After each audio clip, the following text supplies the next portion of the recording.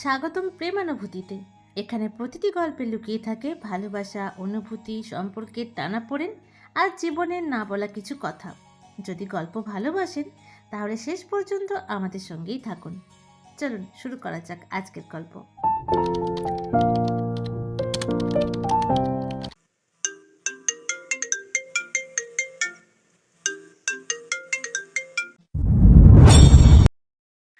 বেশ কয়েকটা মাস কেটে গেছে। এর মাঝে প্রকৃতির নিয়মে ঋতু বদলেছে, আর সেই সাথে আহিল আর নাওমির জীবনে জমে থাকা কালবৈশাখীর শেষ দাগটুকুও মুছে গেছে।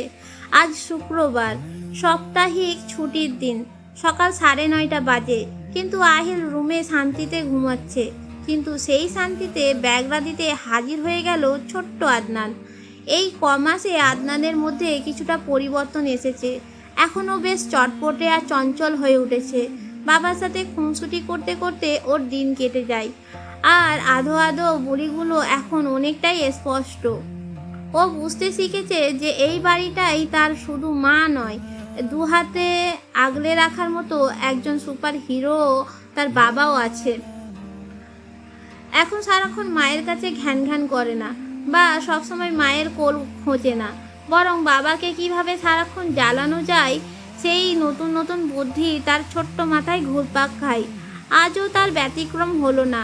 বাবা ঘুমে থাকায় নাওমিকে রান্নাঘরে কাজের মাঝে জ্বালাচ্ছিল।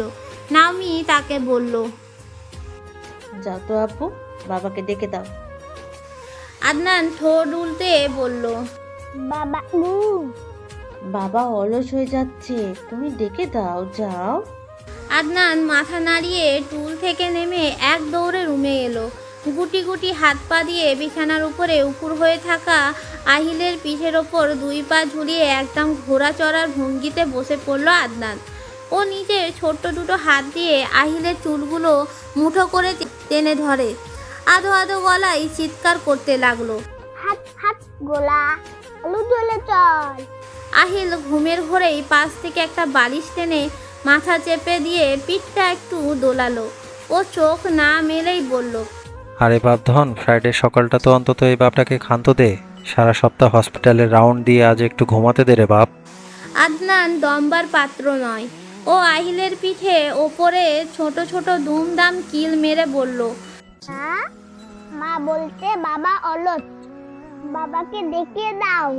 ছেলের মুখে মায়ের এমন উস্কানিমূলক কথা শুনে ঘুমের ঘোরেই ভ্রু কুঁচকে গেল তার। ও চট করে বালিশটা সরিয়ে পাশ ফিরতেই আদনানকে খিলখিল করে হেসে বিছানায় গড়িয়ে পড়ল। আহিল ওকে দুই হাতে জাপটে ধরে নিজের বুকের ওপর টেনে নিল। তারপর ওর নরম পেটে মুখ ডুবিয়ে কুচু কুচু করে কামড় দেওয়ার ভান করতেই আদনান হাসতে হাসতে প্রায় শেষ। কার এত বড় সাহস যে আমার ছেলেকে আমার বিরুদ্ধে খেপিয়ে দেয়, হ্যাঁ? আদনান হাসতে হাসতে আহিলের গলা জড়িয়ে ধরল। তখনই রুমে আসলো নাওমি। ওদের বিছানায় গড়াগড়ি খেতে দেখে বলল, কি ব্যাপার আদনান, তোমাকে কি বলেছি? আদনান না বুঝিয়ে ঠোঁট উল্টে জবাব দিল। বাবা অলস। নাওমি মনে মনে কপাল চাপড়ে বলল, তোমাকে কি কাজ দিয়েছি, কি জন্য পাঠিয়েছি?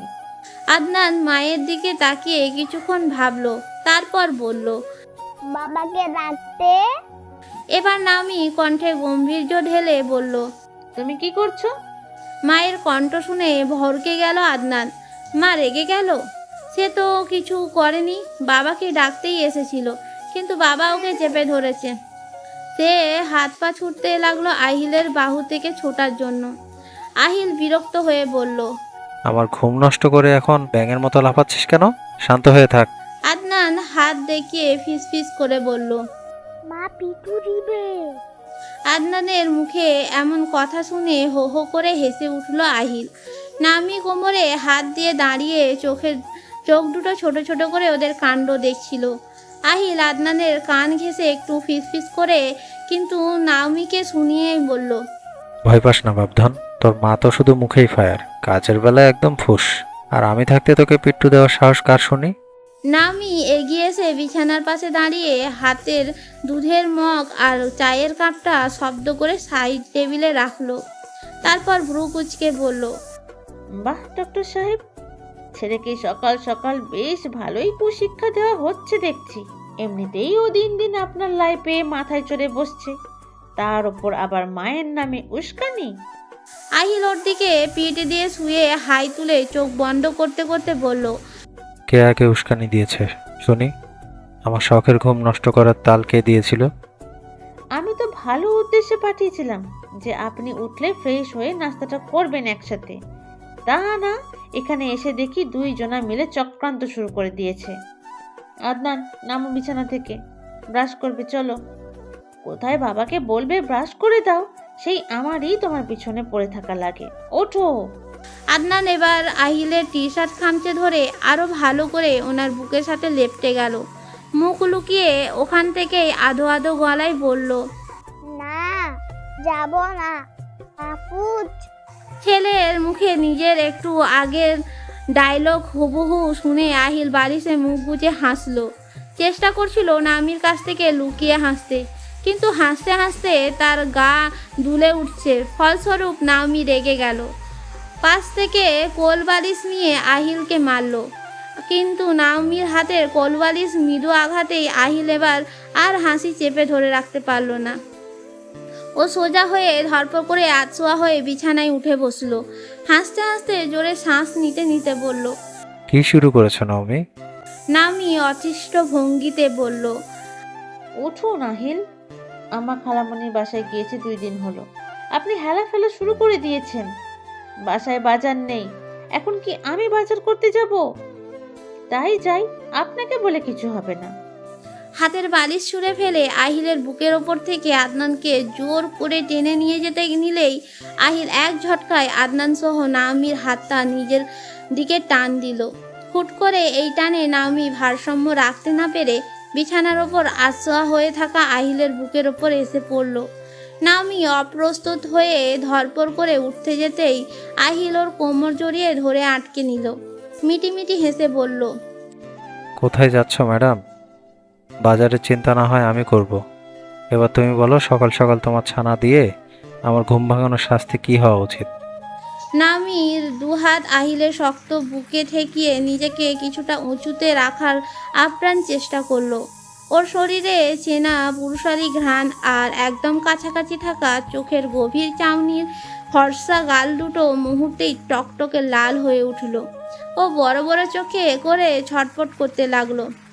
আহিল ছাড়ুন, কি শুরু করলেন এসব বাচ্চাটার সামনে? আদনান সামনে আছে তো। আহিল ঠোঁট চেপে হেসে আদনানের দিকে তাকিয়ে বলল, এই আদনান, মাকে এভাবে বেঁধে রাখি, কি বলিস? বাবার বুকের ওপর মাকে এভাবে আটকে থাকতে দেখে আদনান 1 সেকেন্ডের জন্য বোকা বনে গেল। ও নিজে গোল গোল চোখ দুটো আরো বড় বড় করে কিছুক্ষণ ওদের দেখলো, তারপর হঠাৎ করেই খিলখিল করে হেসে উঠল। মা বন্দি হয়ে গেছে, বেঁধে রাখবো। নামির ফর্সা মুখটা মুহূর্তেই লজ্জায় লাল হয়ে উঠল। ও কৃত্রিম রাগ দেখাতে চেয়ে রাগী চোখে তাকিয়ে আহিলের চোখের ওই গভীর মাতাল করা চাহনি দেখে নিজের ভেতরে সবটুকু রাগ হারিয়ে ফেলল। আহিলের বুকে কপাল ঠেকিয়ে বলল, হয়েছে, শাস্তির কথা পরে হবে, ছাড়েন। আজকে আমি ভুনা খিচুড়ি আর ইলিশ মাছ ভাজা করেছি, ঠান্ডা হয়ে গেলে কিন্তু একদম ভালো লাগবে না। ইলিশ খিচুড়ির নাম শুনে আহিল আর আদনান দুজনেরই চোখ একসাথে চকচক করে উঠল। আদনান এক লাফে আহিলের ওপর থেকে নেমে বলল, আমি ইলিশ মাছ খাবো। মা চলো। আহিল মিটিমিটি হেসে নাওমির দিকে তাকিয়ে বলল, আমার পাওনাটা বুঝিয়ে তারপর যাও। কিসের পাওনা?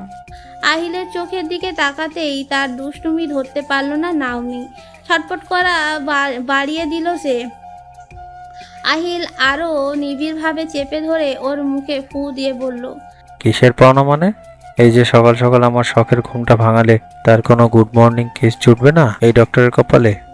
আহিলের মুখের সরাসরি এবং দুষ্টুমি ভরা দাবিতে নামি একেবারে থমথমে খেয়ে গেল। ও লজ্জায় চোখ মুখ লাল করে ফেলল। ছটফটানি কয়েক গুণ বাড়িয়ে দিয়ে আর চোখে বিছানায় দাঁড়িয়ে থাকা আদনানের দিকে তাকিয়ে নিচু অথচ কড়া গলায় বলল, অসভ্য একটা। আপনার নাচছে সামনে, কি সব বলছেন এসব? ছাড়ুন বলছি।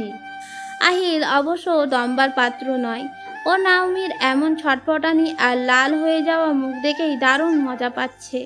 ও এক হাত নাওমির কোমরে শক্ত করে রেখে অন্য হাতে আদনানের দিকে ইশারা করে একদম স্বাভাবিক গলায় বলল। এই আদনান, এদিকে তাকাতো বাবধন। আদনান তাকাতেই আহিল বাঁকা হেসে বলল। একটু চট করে হাত দিয়ে 2 চোখ বন্ধ করো তো শোনা। বাবা একটা ম্যাজিক দেখাবে। আমি 1 থেকে 3 গোনার আগে কিন্তু চোখ একদম খুলবে না, কেমন? বাবার মুখে ম্যাজিকের কথা শুনে আদনান ভারী উৎসাহ পেয়ে গেল। ও খিলখিল করে হেসে ওখানেই ধপ করে বসে পড়ল। ও নিজের পুচকে দুটো হাত দিয়ে শক্ত করে নিজের চোখ দুটো চেপে ধরল। ওখান থেকে আধো আধো গলায় বলল। চোখ বন্ধ, বাবা ম্যাজিক দেখাও। ছেলের এমন অবুঝ আর মিষ্টি কাণ্ড দেখে নামি লজ্জায় যেন একদম মাটির সাথে মিশে যেতে চাইলো। ও আহিলের বুকে ছোট্ট করে এক কিল বসিয়ে দিয়ে ফিসফিস করে বলে উঠল। বাচ্চাটাকে কী সব শেখাচ্ছেন আপনি? আহিল আর কোনো জবাব দিল না। ও নাওমিকে নিজের আরেকটু কাছে টেনে নিয়ে ওর নরম গালে নিজের ঠোঁট গভীরভাবে উষ্ণ আর ভালোবাসাময় ছোঁয়া এঁকে দিল। হুট করে এই পরশে নাওমি শিউরে উঠল, চোখ দুটো বুজে ফেলল। আহিল ওর অবস্থা দেখে মুচকি হাসল। পরক্ষণেই ওর কোমরের বাঁধন আলগা করে দিয়ে হো হো করে হেসে উঠল। আদনানের দিকে তাকিয়ে বলল। ওকে আব্বু, 1 2 3, ম্যাজিক শেষ, চোখ খোলো। আদনান চট করে চোখ থেকে হাত সরিয়ে দেখলো মা ততক্ষণে বিছানা থেকে নেমে রুম থেকে বেরিয়ে যাচ্ছে। ও কিছু না বুঝেই বলল। ম্যাজিক কই? আহিল বিছানা থেকে নামতেই আদনানকে কোলে তুলে নিয়ে বলল। ম্যাজিক তো তোমার মায়ের কাছে চলে গেছে সোনা। চলো এবার আমরা জলদি ব্রাশ করে নিই, না হয় আজকে ইলিশ ভাগে পাবি না। কথাটা নাওমির দিকে তাকিয়ে বলল। নাওমি আর এক মুহূর্ত দাঁড়ালো না, লজ্জায় কান মাথা গরম হয়ে বেরিয়ে গেল। যাওয়ার সময় দরজার আড়াল থেকে শুধু বলে গেল। 10 মিনিটের মধ্যে ডাইনিং টেবিলে না দেখলে আজকে ইলিশ মাছের কাঁটাটাও কপালে জুটবে না। আহিল ওয়াশরুমে যেতে যেতে গলা উঁচিয়ে বলল। পাওনা কিন্তু বাকি রইল ম্যাডাম, রাতে উসুল করে নিব। পরের দিন বিকেলে একটু আগেই বাড়ি ফিরল আহিল। এদিকে সকাল থেকে রান্নাঘর আর ঘরের বাকি কাজ সারতে সারতে নাওমি রীতিমতো ক্লান্ত।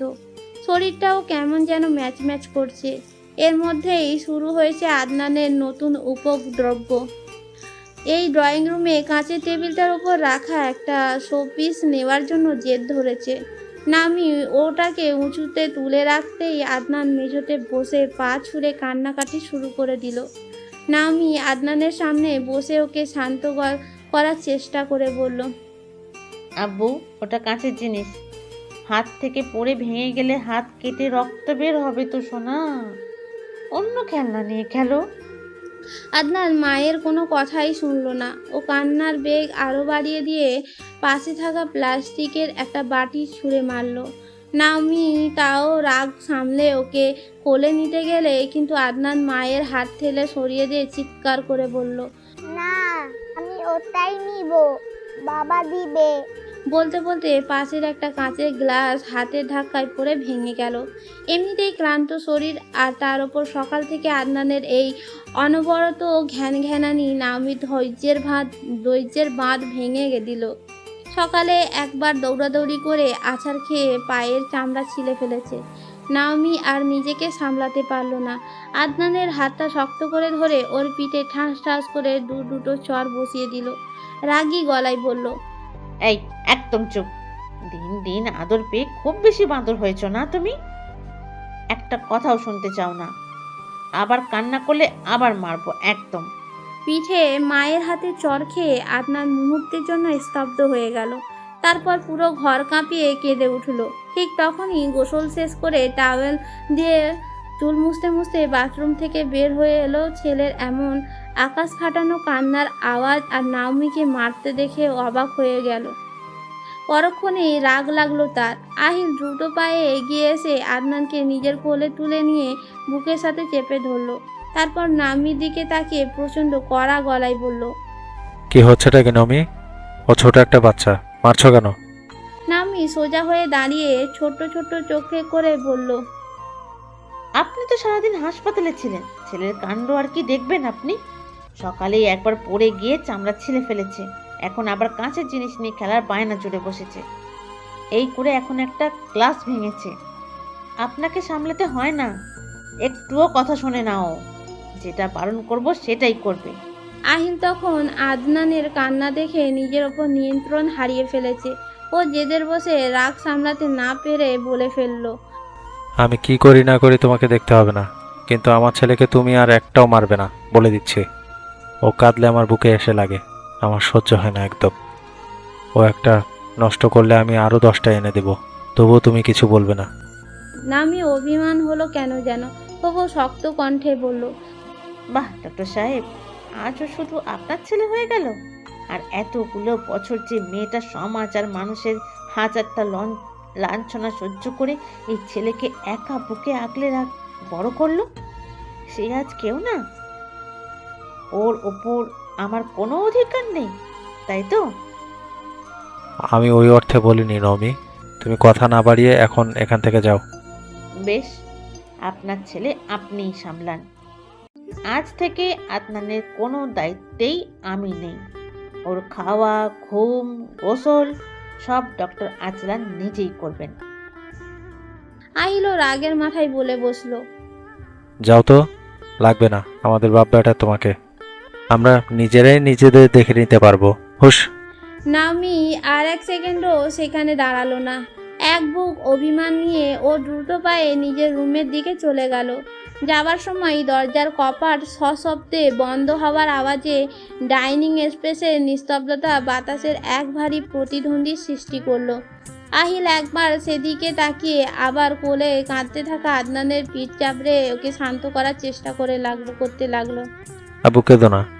আদনান বাবার গলা জড়িয়ে ধরে হেঁচকি তুলে কাঁদতে কাঁদতে একসময় শান্ত হলো।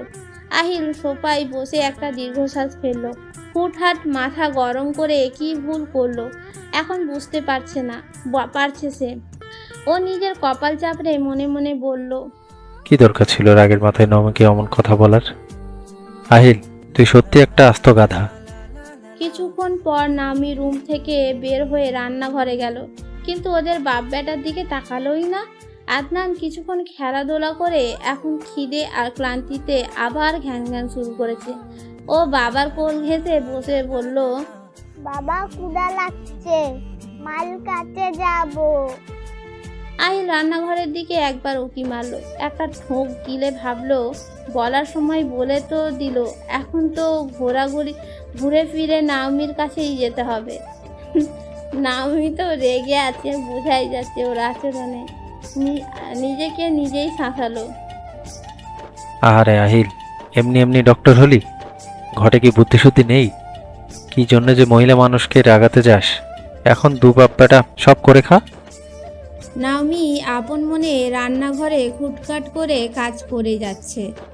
বিকেলের চায়ের কাপ, পিরিচ আর ডিনারের প্লেট গোছাতে গোছাতে ও ইচ্ছে করেই একটু বেশিই শব্দ করছে, যাতে পাশের রুম থেকে কেউ ওর এই রাগটা টের পায়। বেচারা আহিল 2 বার গিয়ে ফেরত এসেছে। ও কিছু বললেও কোনো উত্তর দিচ্ছে না, দিলেও মেপে মেপে। আহিল ড্রয়িং রুমে ল্যাপটপ নিয়ে বসার চেষ্টা করলেও ওর পুরো মনোযোগ রান্নাঘরের দিকে। ও একটা গভীর শ্বাস পেলে ল্যাপটপটা বন্ধ করে উঠে দাঁড়ালো। ধীর পায়ে রান্নাঘরের দরজার কাছে গিয়ে দাঁড়ালো। নাওমির পিঠ দিয়ে দাঁড়িয়ে কাজ করছে। আহিল একটু গলা ঝেড়ে খুব স্বাভাবিক গলায় বলল, নমি, আলমারির উপরের থেকে আমার একটা জরুরি ফাইল রাখা ছিল, ওটা কি তুমি কোথাও সরিয়েছো? আমি খুঁজে পাচ্ছি না। নাওমি হাতের কাজ থামালো না। ও চুলার আঁচটা একটু কমিয়ে দিয়ে খুব নিরাসক্ত গলায় জবাব দিল, যেখানে ছিল ওখানেই আছে, ভালো করে দেখুন। ব্যাস ওইটুকুই। ও মুখ ফিরিয়ে আহিলের দিকে একবার তাকালোও না। আহিল কিছুক্ষণ ওখানেই দাঁড়িয়ে রইল।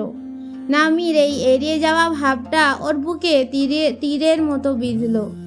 ও কোনো উপায় না পেয়ে আবার নিজের রুমে ফিরে গেল। ফাইলটা হাতে নিল। ও তো আগেই পেয়েছে ফাইলটা, কিন্তু নামির সাথে কথা বলার ছুতো খুঁজে ও গিয়েছিল ফাইলের কথা বলতে। ও ফাইলটা নিয়ে আবার রান্নাঘরের দিকে গেল। এবার ও আরও একটা ছুট খুঁজল নাওমির সাথে একটু কথা বলার। আহিল আবার রান্নাঘরে ঢুকে সেলফের ওপর ফাইলটা রেখে বলল, হ্যাঁ পেয়েছি, আসলে ফাইলটা একটু আড়ালে চলে গিয়েছিল তো তাই খেয়াল করিনি। আচ্ছা, চা কি হয়ে গেছে? মাথাটা খুব ধরেছে আজ। নাওমি কিছু না বলে চা বানিয়ে ওর দিকে এগিয়ে দিল। আহিল ওখানেই দাঁড়িয়ে চায়ে চুমুক দিয়ে বলল, আমি মিষ্টি কম খাই, তুমি জানো না? আজকে বেশি দিয়েছো বোধহয়। ঠিকই দিয়েছি, জানতো আমাকে চালাবেন না, কাজ করছি আমি। আহিল শুনল, জ্বালালো না সে। সময় নিয়ে চা শেষ করলো। তারপর কাপটা নাওমির সামনে রেখে বুকে হাত গুজে বলল। এবার বলো। নাওমি ভ্রু কুচকে বলল, কি বলবো? কি সমস্যা? তুমি এড়িয়ে যাচ্ছ কেন? হ্যাঁ, আমার কোনো সমস্যা নেই। এবার আহিল এগিয়ে এসে বলল, আল্লাহ নওমি, তুমি আমার কথা ধরে এখনো বসে আছো? আমি যে পাগল তুমি জানো না? আদনান তোমার জন্য বসেছিল, তুমি যাওনি, ও একা একা ঘুমিয়ে পড়েছে। তুমি আমার কথা মনে রেখে ওকেও ইগনোর করছো। আদনান একা একা ঘুমিয়ে পড়েছে শুনে ওর বুকের ভেতরটা খুঁতখুত করে উঠল। ও যাবে যাবে ভেবে কাজ ফেলে যায়নি। আমি ওকে ইগনোর করিনি, আমি তো রান্না করে কাজ করছিলাম, আপনি তো ছিলেন ওর কাছে। আহিল একটা দীর্ঘশ্বাস ফেলে নাওমির দুই কাঁধে নিজের হাত দুটো রাখলো। আমি ছিলাম ঠিকই, কিন্তু ও তো ঘুমানোর সময় আম্মু আম্মু করে তোমার ওড়নাটা খুঁজছিল। তুমি যাওনি দেখে বেচারা কাঁদতে কাঁদতে আমার বুকেই ঘুমিয়ে পড়েছে। এবার বলো, ডক্টর আজলান তো একটা আস্ত পাগল। ওর রাগের মাথায় কি না কি বলে ফেলেছে, তার জন্য আমার এই পুচকে ছানাটার উপর এভাবে রাগ করে থাকাটা কি ঠিক হয়েছে ম্যাডাম? আহিলের মুখে নিজের জন্য এমন বিশেষণ শুনে নাওমির ঠোঁটের কোণে একটা মৃদু হাসির রেখা ফুটে উঠতে গিয়ে ও মিলিয়ে গেল। ও মুখটা একটু শক্ত রাখার চেষ্টা করে বলল, আমি রাগ করিনি, আর আপনার ছেলে তো আপনারই, ও আমার ওড়না খুঁজতে যাবে কেন? আপনি তো কাল খুব বুক ফুলিয়ে বললেন লাগবে না আমাদের বাপ বেটার তোমাকে, এখন আবার আমার খোঁজ করা হচ্ছে কেন? নাওমির তেজ ফিরে আসার আভাস পেয়ে আহিল মনে মনে খুশি হলো। ও মিটিমিটি হেসে নাওমির কাঁধের বাঁধনটা আরও একটু মজবুত করে ওকে নিজের দিকে সামান্য টেনে আনলো। ওনার চোখের ওই আড়িয়ে নেওয়ার চাহনিটার দিকে তাকিয়ে খুব ফিসফিস করে বলল, ও, তাহলে আসল ক্ষোভটা এখানে। ওই কথাটার জন্য এই আহিল তো অলরেডি মনে মনে 100 বার কান ধরে উঠবোস করে ফেলেছে নওমি। কালকে আদনানের কান্না দেখে আমি জাস্ট নিজের উপর নিয়ন্ত্রণ হারিয়ে ফেলেছিলাম। এই বুকে হাত দিয়ে বলো তো, তোমার এই আহিল কি তোমাকে ছাড়া এক মুহূর্তও চলতে পারবে? আমাদের বাপ বেটার লাইফ লাইনটাই তো তুমি। আহিলের এমন সরাসরি আর ভালোবাসার সময় স্বীকারোক্তিতে নাওমির ভেতরের সমস্ত শক্ত অভিমানী বরফটা এক পলকে গলে গেল। তবে সে প্রকাশ করল না, গাম্ভীর্য বজায় রেখে বলল, হয়েছে, আর মন ভোলানো কথা বলতে হবে না, যান শুয়ে পড়ুন। বলে সে কাজে হাত চালানো শুরু করলো। আহিল মুখ ভার করে বলল, ডক্টর আজলানের সব প্রেসক্রিপশন এই ম্যাডামের মিষ্টি অভিমানের কাছে ফেল মেরে যাচ্ছে। আমি কি ডাক্তারি পড়লাম বলো তো? আহিলের কথাই নাওমি না চাইতেও ফিক করে হেসে ফেলল। নাওমিকে হাসতে দেখে আহিলের মুখে মেঘ নিমেষেই কেটে গেল। ও যেন আকাশে চাঁদ হাতে পেয়েছে। নিজের জয় সুনিশ্চিত বুঝতে পেরে ও নাওমির আরেকটু কাছে ঘেঁষে দাঁড়ালো। নাওমি চট করে হাসি থামিয়ে আবার গম্ভীর হওয়ার চেষ্টা করলো, কিন্তু ওর ঠোঁটের কোণে চঞ্চল ভাঁজ ওর ভেতরের সবটুকু নরম ভাব ফুটিয়ে তুলছিল। নাওমি ওর থেকে আলতো করে আহিলের হাতে চাপড় দিয়ে বলল, কি হাসছেন কেন? একদম হাসবেন না, যান এখান থেকে। গল্প শেষ নয়, শুধু আজকের মতো থামলো। পরের পর্বে আবার দেখা হবে। সঙ্গে থাকুন প্রেমানুভূতির।